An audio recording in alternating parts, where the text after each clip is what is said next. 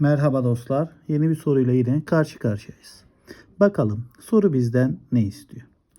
Yukarıdakilerden hangisi 1. TBMM zamanındaki gelişmelerinden değildir?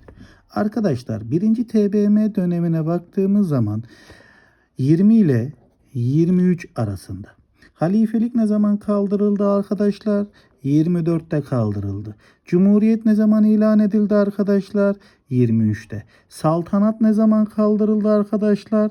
1 Kasım 1922'de. Yani 1. TBMM zamanındaki gelişme değildir diyor. Arkadaşlar 3. öncül 1. TBMM zamanında yer alıyor.